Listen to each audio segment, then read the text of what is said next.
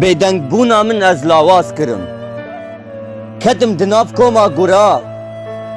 Lê tirsa gura di dilê min de nebû. Tirsa min ji mirovan bû. Ew ji derbey xwe de însan û di dilê xwe de gur. Zimanê wa xweş e, lê dilê wa reş e. Tu dibêqey hingiv li ser lêvaye, lê tu nizanî kebir polat dilê wa ye. Wekû melaîketekî bi te re dikenin, te dixapînin, lê ne xema wa ye. Dixwazin jiyanê li ber çavê min reş bikin û mirinê li min şîrîn bikin.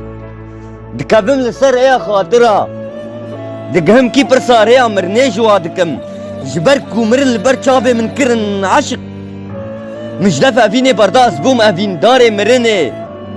Destpêka emirê min hîn ez fêrî jiyanê nebûme canîn bi serê min.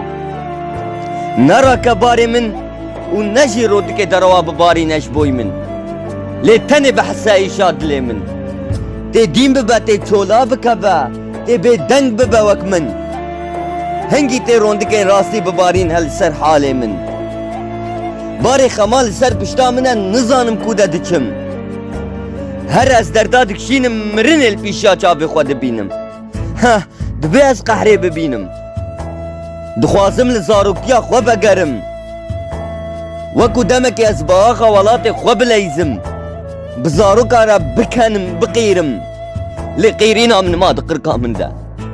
Wekû berxekî rebeng ku serê têkeve di devê gur de, ne dikare qîrîn bike û ne jî hewar.